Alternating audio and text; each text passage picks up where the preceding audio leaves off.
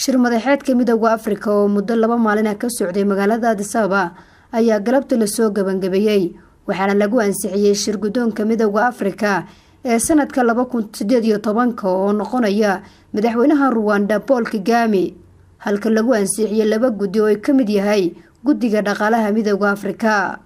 shirka oo furmay maalintii shalay ayaa waxaa Soomaaliya uga qayb galay ra'iisul wasaaraha xukuumadda federaalka Soomaaliya Mudane Xasan Cali Khayre iyo wafdi uu hogaaminayo iyadoo shirka diiradda lagu saaray maalgelinta dhalinyarada Afrika si ay u helaan shaqo abuur iyo waxbarasho iyo wax ka bedel lagu sameeyo qaar ka mid ah gudiyada midowga Afrika. safiirka dawladda Soomaaliya oo fadhiya dalka Itoobiya Maxamed Cali Nuur ayaa wax ka weydiiyay go'aamadii ka soo baxay shirka midowga Afrika. wuxuu ku soo gabagaboobay ajandayaashii laga wada hadlayo dhan oo halkan aan ku soo koobi karin in la isku raacay ajandayaasha waxa ugu muhiimsanaa budgetka African Union ee sanadka 2018 in la isku raacay waxa kale oo la isku raacay in laga sii wada hadlo 0.2% oo la yiri lagu soo rogay Afrikaanka muxuu ahaa importiga waxa ay soo dhoofsadaan gaar ahaan eligible imports oo ah cunada iyo maaha laakiin waxyaabaha kale canshuurtaas in lagu soo daro si African Union dhaqaalaheeda loogu daro iyadoo soo finance garayso. waxa kale oo lagu heshiiyay iyadana la doortay madaxweynaha Rwanda Paul Kagame inuu noqdo chairka uu ka noqdo sanadka soo socda 2018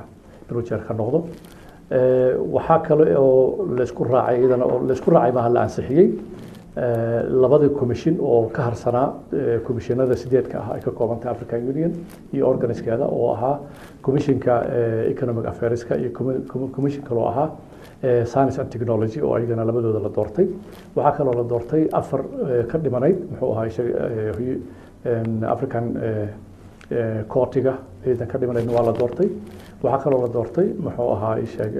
iyadana 4 kale oo iyadana ka dhimanayd human rights-ka ayagana waa la doortay. marka shirku wuxuu soo gabagaboobay shir aad u wanaagsan. dhinaca kale ra'iisul wasaaraha xukuumadda federaalka Soomaaliya Mudane Xasan Cali Khayre ayaa magaalada Addis Ababa kulamo kala duwan kula yeeshay madaxay ka mid yihiin madaxweynaha Jamhuuriyadda Djibouti, madaxweynaha ku-xigeenka Botswana, ra'iisul wasaaraha Itoobiya, madaxweynaha ku-xigeenka Masar, wasiirka arrimaha dibadda Kenya, wasiirka arrimaha dibadda Sacuudiga.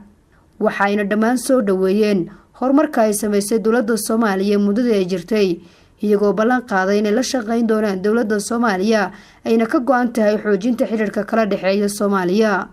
ra'iisul wasaaraha xukuumadda federaalka Soomaaliya Mudane Xasan Cali Khayre oo sii wada kulamada uu la yeelanayay mas'uuliyiinta kala duwan ee ku sugan magaalada Addis Ababa ayaa kulan muhiim ah waxa uu la qaatay madaxweynaha bangiga horumarinta Afrika waxaana kala hadlay in bangiga uu ka qayb qaato horumarka dalka Soomaaliya gaar ahaan sidii shaqo abuur loogu sameyn lahaa dhalinyarada Soomaaliyeed, dhismaha wadooyinka, iskuulada si wax loogu baro dadka Soomaaliyeed. ra'iisul wasaaraha xukuumadda federaalka Soomaaliya ayaa sidoo kale kulan muhiim ah waxa uu la qaatay gudoomiyaha gudiga amniga midowga Afrika isagoo kala hadlay sidii midowga Afrika ay qayb uga qaadan lahaayeen dhismaha ciidanka qalabka sida kuwa loo diyaarinayo inay la wareegaan guud ahaan ammaanka Soomaaliya. Nasr Bashiir Cali, warbaahinta qaranka, magaalada Addis Ababa.